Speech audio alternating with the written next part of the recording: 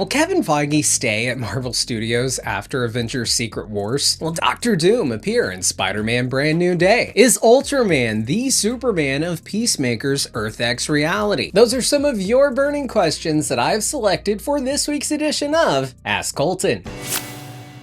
Hey everybody, Colton here, and this is the mailbag style show where I take your questions about Marvel, Star Wars, DC, movies and streaming in general. Whatever you want to ask, send it in to the email address AskColtonNow@gmail.com, link in the description below. And hey, maybe you'll see your question featured right here on the show. All right, our first question comes to us from Tan Eugene. Tan writes, with Kevin Feige currently doing projects like Spider-Man Brand New Day, Avengers Doomsday, and Avengers Secret Wars, is it possible that Feige will step down and move on from Marvel Studios, especially after the introduction of the X-Men in the Marvel Cinematic Universe? All right, great question. So I think I know exactly what Kevin Feige's next career move is going to be after Avengers Secret Wars. Let me explain. Kevin Feige will no doubt go down in history as one of the greatest film producers of all time. That destiny is sealed from the Infinity Saga alone. It doesn't matter, really, if his reputation may have been slightly tarnished by the multiverse saga.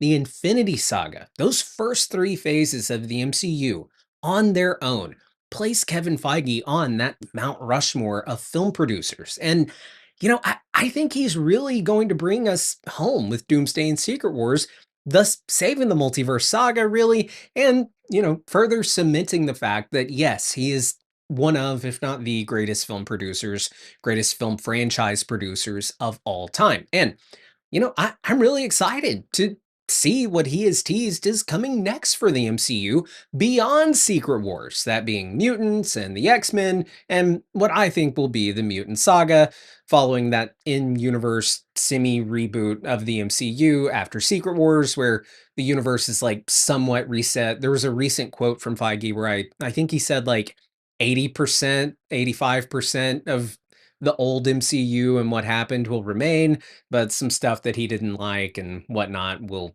be changed. And actually, I don't think that quote was from Feige himself, but an insider rather saying that that's how they're doing it. But I can't confirm or deny that. I think we've got a video up on Screen Crush, should be live when by the time you're watching this, discussing just that. So go check that out. Now, as I've said many times, Avengers Secret Wars, when they do that in-universe reboot, it really will be the perfect time, the perfect point for them to do any recasting of characters for actors that maybe aren't wanting to make a commitment to staying on for another 10 to 15 years. And this would also be the perfect and most opportune time for Kevin Feige to do the same thing if he wants to, if he wants to step aside and move on to something else beyond Marvel. We know he's a huge Star Wars fan. He's a bigger Star Wars fan than he is a Marvel fan. And he would, of course, make a great studio head for Lucasfilm. And well, yes, that would be a very lateral move on his part. I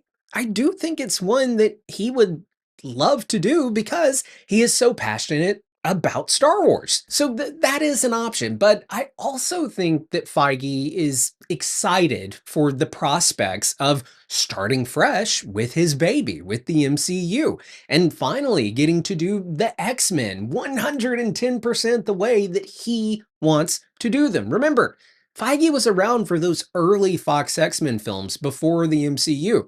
And there was a lot of stuff that he wanted to get done that he just couldn't make happen because the characters were so, spread out among different studios. And then with the MCU, while he did awesome with the Infinity Saga, even then they didn't have the rights to key characters like the X-Men, the Fantastic Four, Spider-Man. And I think in a lot of ways that made them better because they were forced to work with what they had and made it truly great instead of, just relying on their heavy hitters. So in hindsight, I do think that was great. But now we are at a point where Feige has pretty much all of his toys, all of his Marvel toys at his disposal.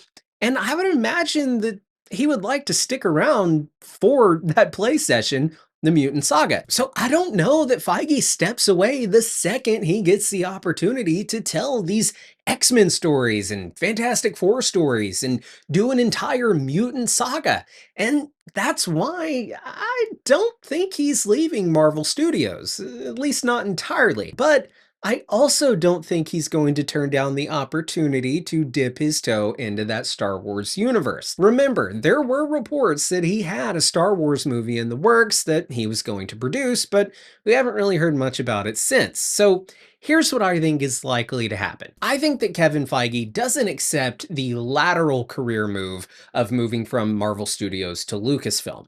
I think he accepts a promotion to president of Walt Disney Studios, Disney's entire film and television arm of the company. That would keep Kevin Feige over Marvel Studios, but it would also put him over Lucasfilm, Pixar, everything that Disney makes. Feige would oversee, and he would report directly to the Disney CEO, who at the moment is Bob Iger, but Bob Iger is on the way out, or so he says. So, whoever the next Disney CEO ends up being, then no, it won't be Kevin Feige. The CEO of Disney is not a job that Kevin Feige wants. He has zero interest in managing, theme parks and the cruises and resorts and all that kind of stuff. But yeah, I think that's what's next for Feige, and I think that's what makes the most sense for him moving forward. He's a smart guy who can put together good teams of smart people. Granted, I am a little weary of what seems to happen when Kevin Feige gets stretched too thin. That's pretty much what we saw happen with the Multiverse Saga, but maybe that's been a good learning experience for not only him, but the people he has around him at Marvel. Plus, we have to remember that Feige was forced to do things that he didn't want to do by Bob Paycheck, and I don't think that that would be the case anymore, hopefully, if Feige were to become over Disney Studios. And if Disney has a competent CEO that just says, hey, you know what? I'm gonna let you do what you do because you do it well. And as long as the I don't know, the trajectory of money coming in stays, at a nice steep crawling pace and it's nice and green, I'm gonna leave you alone and let you cook. That's what a good CEO does. And here's another thing while we're on the topic of Feige. We have to remember Kevin Feige, he is not a filmmaker in the same way that James Gunn is a filmmaker. They're very different.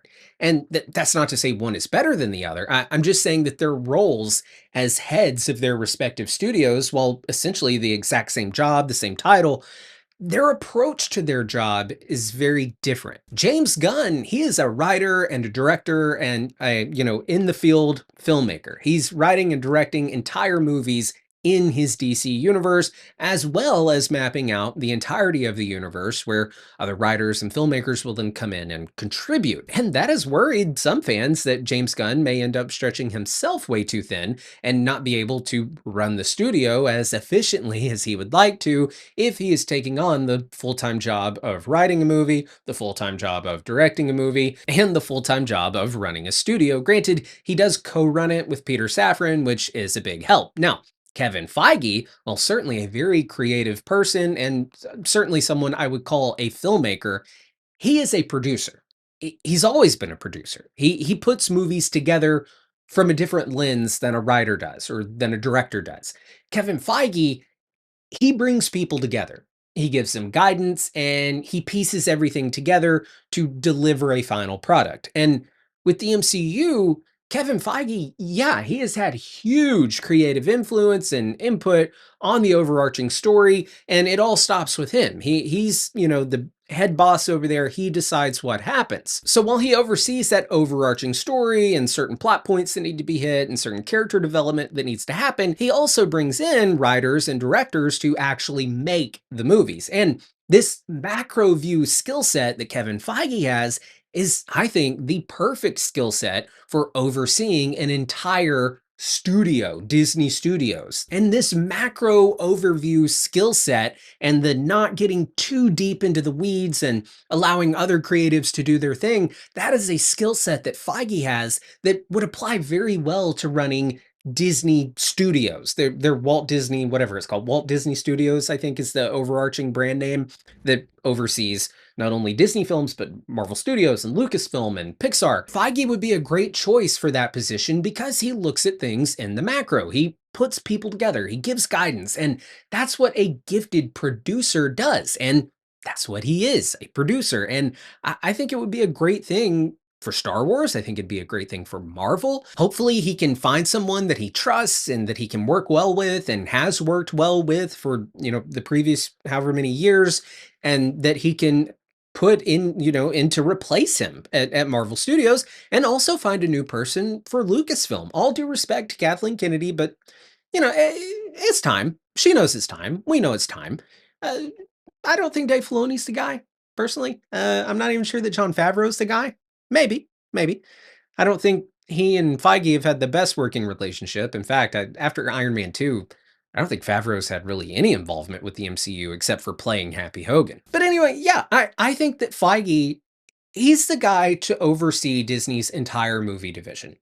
Let him macro view Lucasfilm. Let him macro view Marvel Studios. That's what he's great at.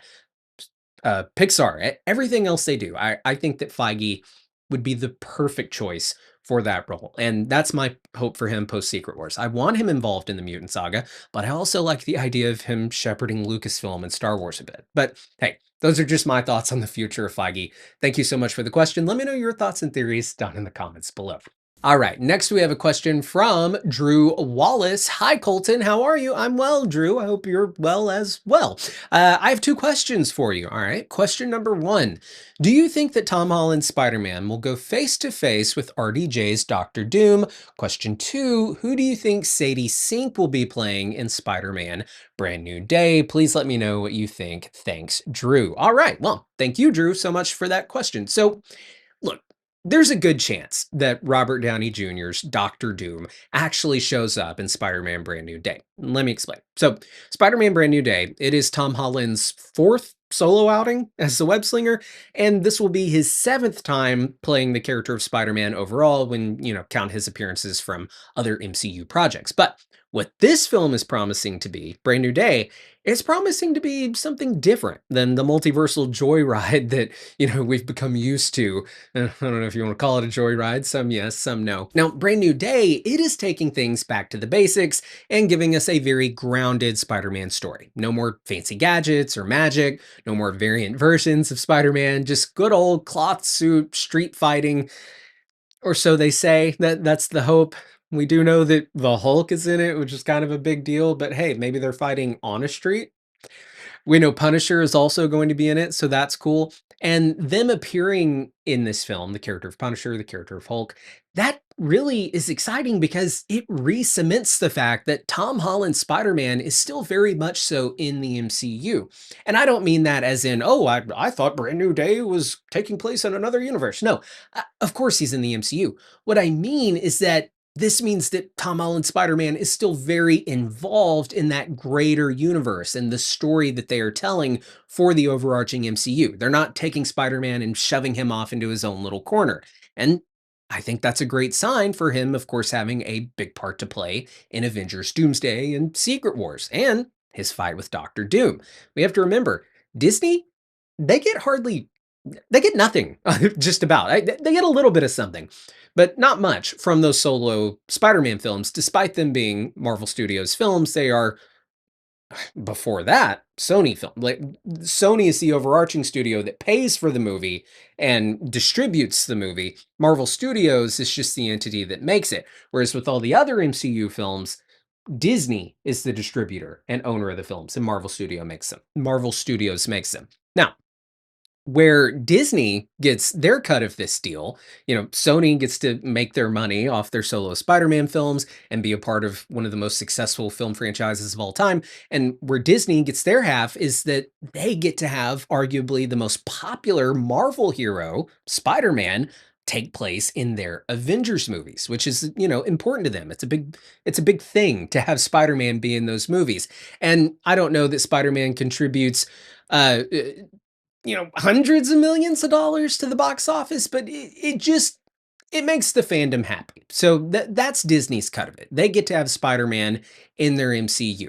So anyway, I tell you all that because, of course, they're going to want, their half of this deal of, Sony gets to make all the profit from the movies, the solo movies, and have, Marvel MCU characters like Hulk and Punisher show up in their movies. Well, Disney wants their end of that, which is getting to have Spider-Man appear in their movies, their Avengers movies. So, of course, they're going to keep him very much in the mix.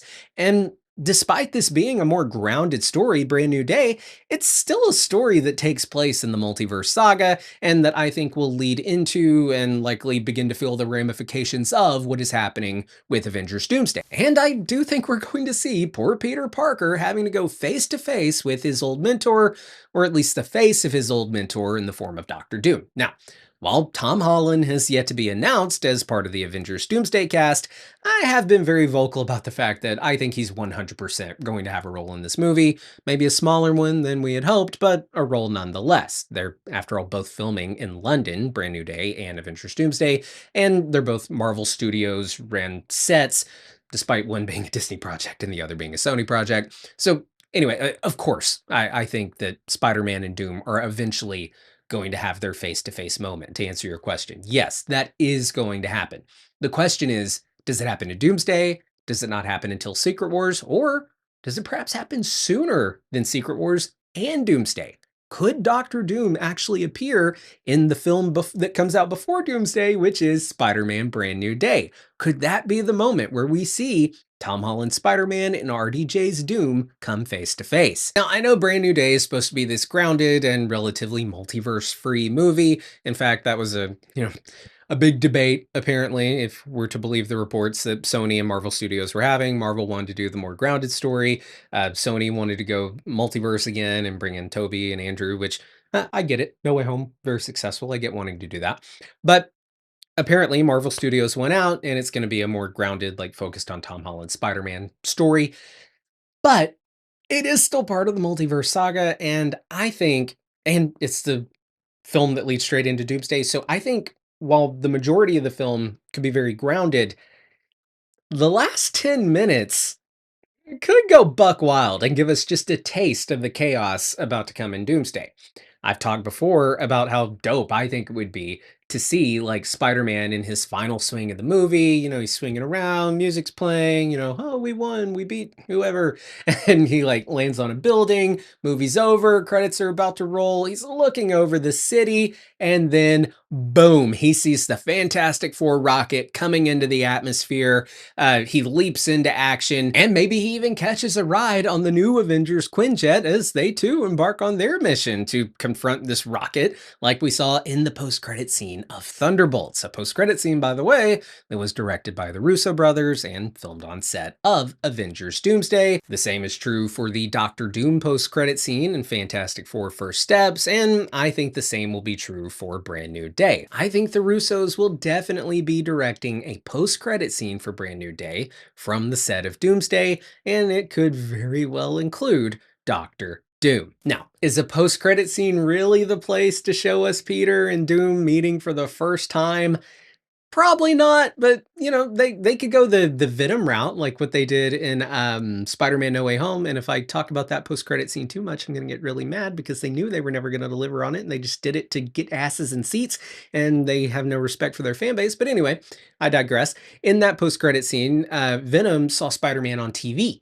So maybe we could have Doctor Doom in the post-credit scene and have it be a Spider-Man Doctor Doom post-credit scene without actually showing us the moment they meet. We could have Doom like sitting in his chair and he's got Franklin by his side and he's like telling Franklin his plans for conquering the multiverse. And that could be when Doom mentions that he got Franklin because he's assembling a team and that he needs to reach out to some other key players to put together a team. And Spider-Man may be one of those people, and we could see him like on a screen or a hologram or whatever in front of Doom and Franklin. Hell, I've talked before about how the new Avengers could also be recruits of Doctor Doom. I mean, they are a group of like ragtag heroes with, let's face it, no compunction about getting their hands dirty in the name of justice. So if Doctor Doom makes the case that they should join him to save their world, maybe they do it and become Doom's Avengers. Now, while we're on the topic of Spider-Man Brand New Day and Avengers Doomsday and post-credit scenes and stuff,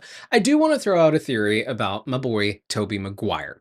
He was spotted in London, where they're filming Brand New Day and Doomsday. And while he hasn't been confirmed for either of those films, he is totally going to be in at least Secret Wars. If he doesn't show up in Doomsday, then he's going to be in Secret Wars. That I can pretty much guarantee you that. Now, however, I do think it would be awesome if they had Toby show up in Brand New Day, which is a sequel to No Way Home. So there's that thread there.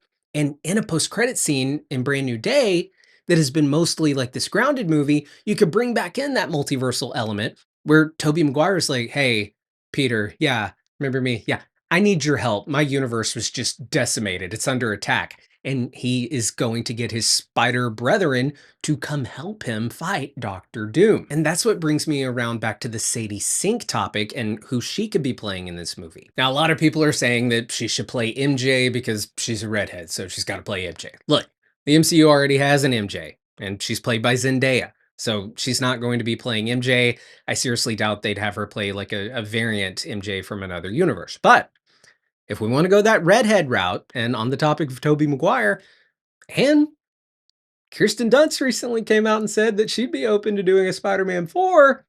Maybe she is the daughter of Kirsten Dunst MJ and Tobey Maguire's Spider-Man. We know in No Way Home, Peter says that he and MJ work things out, so she could be playing Mayday Parker, their daughter. And maybe it is she who has like maybe a small role in this movie, but then we find out that she's really been on this mission to find a variant of her father, that variant being Tom Holland, and she needs to recruit him to come help her save her universe that has already been ravaged by Doctor Doom. And maybe before she gets a chance to explain to Peter what's going on and why she needs his help, she helps him as a fellow spider-powered individual fight the Hulk and maybe Punisher, whoever the hell they're fighting in this movie. Now, that's kind of the out there option. She could also just be playing Gwen Stacy. She could play Black Cat. A little on the young side, I think, to play Felicia Hardy, but we'll see. We'll see. Thank you so much for the question. I hope I answered it. I know I tend to ramble. All right. The next question we have, and this is the one I'm most excited to talk about. No offense to everyone else who sent in a question, but oh my goodness, this one's fun. This one comes to us from Dalen Beal. Dalen writes, Earth X has been confirmed as the alternate reality in Peacemaker, where the Nazis won World War II. Does this mean all the superheroes in this world are Nazis? All right, let's dive into this. So I think that Peacemaker's Earth X, where the Nazis won World War II, I think it's the same universe that Ultraman was sucked into in that black hole in the Superman movie. Remember, we saw him fall into that black hole, and they say in the movie that on the other side of that black hole is an entire other reality. And I think this is going to have some huge ramifications for Man of Tomorrow and follow up on some major things that were set up in Superman. Remember, James Gunn has been very vocal and insistent about how Superman and Peacemaker Season 2 are connected and laying out this overarching story and how these projects lead into one another. And we're beginning to see that happen already with connections between Superman and Peacemaker, not only with the Justice Gang, but the interdimensional tech and Lex Luthor's role in this show. And we can assume this is all leading to something bigger and planting seeds for the first chapter of this DCU. Many think that it's leading to Darkseid and that these metal boxes that open to the 99 other realities and the doors, they think that perhaps it's a mother box, and they're probably right. But I think before we get to Darkseid, we are going to see another war between worlds. Let me explain. Peacemaker's alternate reality has, yes, officially been revealed as Earth X, a reality where the Nazis won World War II. And come on, Chris. How did you not see How did you not see all the Nazi stuff? Okay. Anyway, giant Hitler mural, nothing. It's officially Earth X. And I really loved how in this universe, Chris's dad, in the main universe, he is such a contrarian that he's this, raging racist. But in a world where being a raging racist is the norm, he's not a Nazi. He's not a racist, raging piece of shit because he just has this, contrarian, rebellious mindset. In every reality, I guess. Now, many people I've heard discussing this episode and beginning to discuss the finale, they're thinking that they're done with Earth X and that we won't be revisiting this universe in the finale or anytime soon. And to that, I just have to say, you're fucking crazy, man. Okay, maybe not in the finale, but God, I think it would be in the finale. I mean, look, there's no way that they just left that door left that door open. No, but left the door open for Keith to return and then just not do it. That James Gunn is an intentional writer. There's no way he does that. There's no way that, there's this entire other reality where we get it revealed that people of color and gay people and anyone who dares to question this regime are living in camps. There's no way they expect us to just forget about that. I mean, yes, look, it's an entire reality that has this whole Nazi regime baked into it, and it has been baked into it for the better part of a century. I get that. And it would take a lot, yeah, to tear it down and rebuild. But I think that would be a great season of television for perhaps Creature Commandos. Have Flag Sr. send G.I. Robot and the Creature Commandos into Earth X to free the people in cages so that they can rise up and overthrow this Nazi regime. And God, please let me see G.I. Robot in live action slaughtering Nazis. You gotta do it. But to get back to your question, are other heroes in this universe, are they Nazis? I actually heard it suggested by someone that the Justice League of Earth X should be portrayed by the Snyder Justice League. And they weren't saying it as like a joke, like, haha, get it, because Snyder Bros are a little much. They weren't saying it like that. They were saying like, oh, that would be, extending an olive branch and, bringing them back for a little bit. Don't bring them back and call them Nazis. That's just going to stir some shit up. But anyway, to answer the question, yes, it's complicated. There are some heroes that are in that world and who are likely Nazis, but a lot of them likely just do not exist in this reality. But one hero that does come to mind that does likely exist in this universe and is likely a super Nazi is Superman. In the comics version of Earth X, there is a Nazi Superman who goes by the name Overman. So TLDR, in that universe, Kal-El, he landed in Nazi Germany instead of Kansas, USA. And in this universe, because the Nazis had Superman and raised him to be a Nazi, they used his power to give them the boost they needed to win World War II. And that's what brings me to Ultraman and James Gunn's Superman. They took some liberties with Ultraman. They made him a clone instead of a Superman from another universe. And it's also been suggested that when he fell through that black hole, that he actually fell into like a Bizarro universe, and that he's going to return in Man of Tomorrow as the villain Bizarro Superman, and like deformed from the black hole, like stretching him apart, but not tearing him apart because he's Superman. And like he is ready for revenge on Superman and Lex Luthor. I've talked a lot about that. Others have theorized about that as well. And this is what would lead Superman and Lex to team up, which is what is happening in Man of Tomorrow. But I have another theory, another option. As we know, with black holes and universes and hopping in between them, there's time dilation. What if Ultraman fell into a parallel reality, but a few decades in the past? And what if he was found and cared for and perhaps even controlled by the Nazis, who then perhaps hacked into his chip that Luthor used to control him, and they then used him to win the war, further connecting Peacemaker and Superman and the portals and this ongoing story that James Gunn does not tell as a then this happens, then this happens, then this happens. No. James Gunn is the type of storyteller who says, this happens, therefore this happens. He is an intentional storyteller. And some are going to say, no, they're not going to connect Peacemaker and Superman that tightly. They're not going to make it to where you have to see Peacemaker in order to watch Man of Tomorrow. You can't make Peacemaker required viewing. And to that, I say, you're not wrong. James Gunn would not make the very adult Peacemaker a required viewing show in order to watch his films. I don't think he'd do that with any show.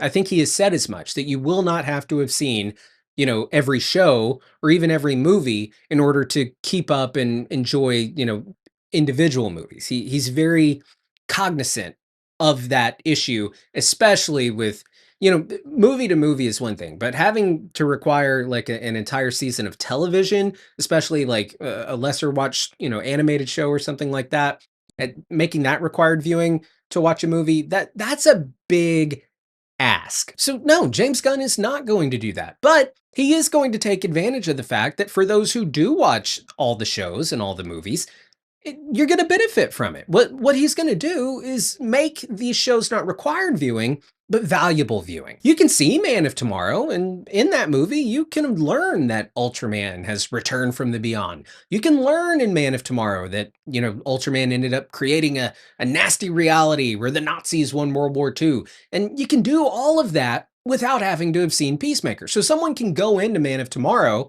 and learn all of this in that movie because that's the way he would tell the story. But if you've seen Peacemaker season 2, if you've seen Creature Commandos, then it's all the more enjoyable, but it's not any less enjoyable if you haven't seen it. And guys, having Ultraman return as Overman, Nazi Superman, and like perhaps having lived an entire life, like the better part of a century over in that other reality and working with Nazi scientists to reconstruct a portal, or taking the portal that Blue Dragon had and invading the DCU, evil Nazi Superman and his minions, that is a threat that I could totally see bringing Lex and Superman together. Not only because they both have history with this clone of Superman, but because despite their differences, I think they can both agree that Nazis suck and that they're evil and that they must be stopped.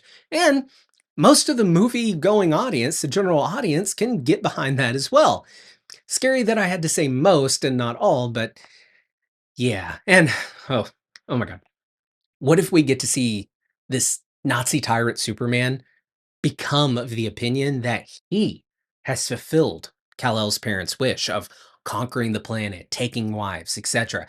And he is now seeking to fulfill that wish on Prime Earth as well, since Prime Superman would not. And that brings back in the whole message left by Kal-El's parents, and this just all ties together so perfectly. And Man of Tomorrow would still work as just a direct sequel to Superman, but if you've seen Peacemaker season 2, then you have that fun additional information. But hey, those are just my thoughts. I'd love to hear yours down in the comments below. Thanks so much for that question, Dalen. That was a fun one. All right, next we have a question from Michael Dio. Michael writes, "Hey Colton, in the comics, Doctor Doom rips Thanos' skeleton out to show how powerful he is. But for the MCU, do you think a recreation of that will have the same impact? Or is it more devastating in a showing of Doom's power if we see him pull out Steve Rogers' skeleton?" And maybe that's why Chris Evans being in Doomsday is not yet confirmed. All right. Thank you so much for that question. So in that light show teaser for Avengers Doomsday, we got a blink and you'll miss it glimpse of Doctor Doom ripping out someone's spine, just like we saw God Emperor Doom do to Thanos in the comics.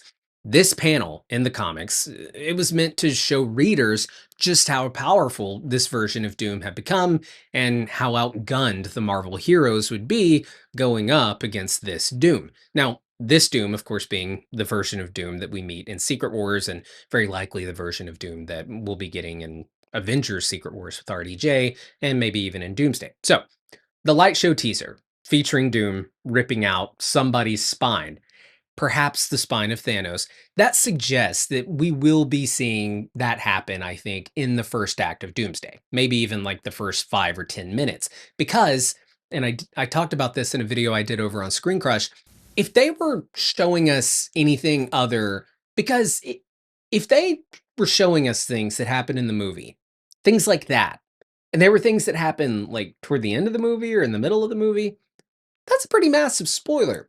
But what we do know is when things happen like at the very beginning of the film, those are the things that they tend to be more comfortable sharing with us beforehand, before the movie actually comes out, and filling the marketing with those moments. So anyway, in that light show teaser for Doomsday, what did we see?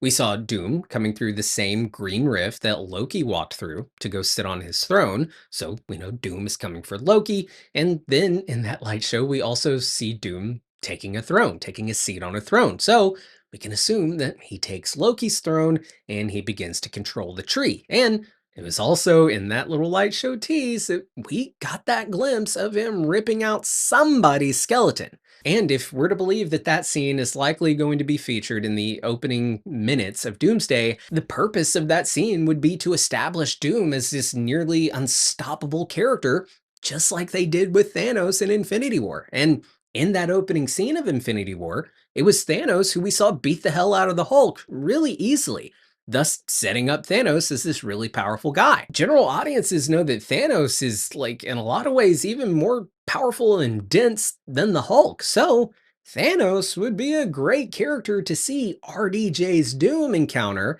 maybe in like a variant timeline or whatever, and have that same confrontation from the comics and rip his skeleton out and perfectly mirror the opening of Infinity War and show us just how powerful Doctor Doom is. Now, if they don't go with Thanos, which I think they probably should, I think there's a lot of poetic nature to having it be Thanos and, it's RDJ. I think there's a lot there.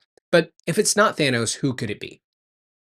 Our questioner suggests Steve Rogers. And damn, I don't think so. That would be brutal, but no, I really don't think that we see Doom rip out Steve Rogers' spine. Nobody wants to see that. I think Steve Rogers, has a pretty big role in both Doomsday and Secret Wars, and I don't think we're going to see him die. Uh, Okay, maybe we'll see him die, but I don't think like that, and I don't think we'll see him die until Secret Wars. But I think it really will be Thanos. I think we could see Doom like strolling through the multiverse, like killing several heavy hitters and just establishing like, oh, he's on a war path, and Thanos would just be like one of many standing in his way. And another group that could be standing in his way is the Council of Kangs. So we could see Doom like portal into that arena and just completely obliterate every single Kang in existence. That would not only clean up the, where are the Kangs question, but it would also show Doom just be like this unmatched threat about to go up against all these heroes and set us up for, the audience needing to understand, oh, the Avengers, the X-Men, the Fantastic Four, Spider-Man, they're all going to have to come together if they want a chance at beating Doom. All right. Thank you so much for that question. Next, we have a question from Peter Tumshani. Hey, Colton. Haven't seen much coverage of the upcoming Wonder Man and Vision Quest shows. Any word on how those are going to be? I hope someday to see some West Coast Avengers, but it seems unlikely since Marvel started playing it safe. Thanks. Your videos are great. All right. Well, thank you so much. That's so nice of you to say. You know, I haven't heard much of anything about Vision Quest or Doomsday. I know that Wonder Man is done. It's been done. It's in the can. It's ready for release. And I know that Vision Quest is done shooting. I think they finished shooting like in the summer. Uh, Here's what I'm thinking.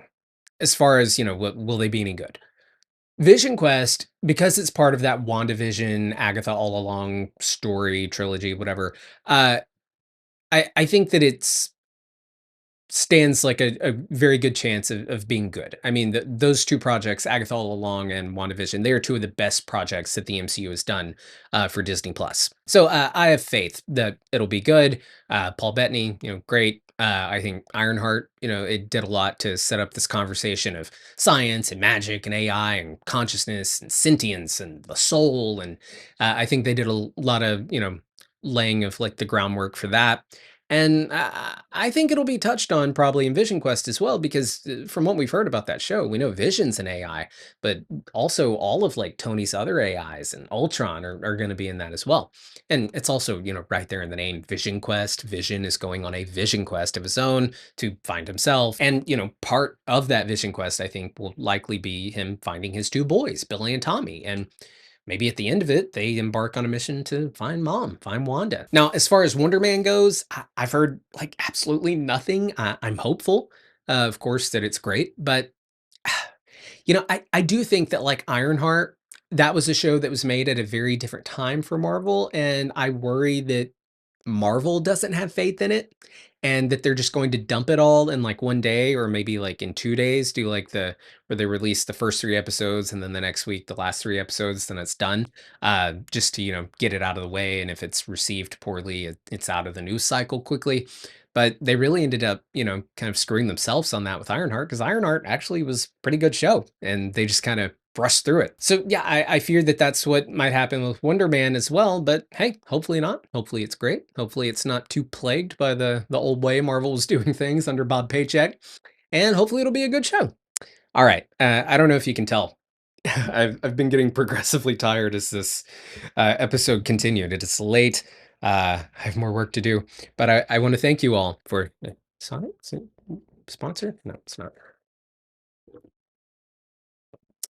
I want to thank you all for watching this episode of Ask Colton. If you're new here, be sure to subscribe, hit the bell. Got new videos coming out all the time. Weekly show. If you want to have your question featured right here on the show, you can submit it to AskColtonNow@gmail.com. Thank you all so much for watching. Thank you for those of you who sent in questions. My apologies if you've sent in a question, haven't seen it on the show yet. Hopefully you will see it on the show soon. I just don't have room for every single question, but please don't let that discourage you from sending in questions. The questions make the show possible, so I appreciate it.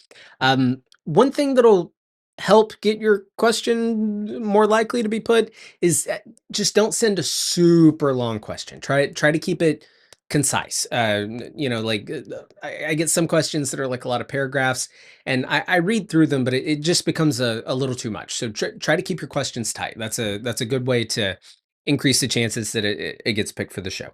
And if your question doesn't get picked for the show, I'm doing my absolute best to still go through the email and respond to the question, at least in the email thread, because I appreciate every single one of you for sending in questions and for being a supporter of the show. All right. Thanks so much for watching. I will see you guys next time. Bye. Oh,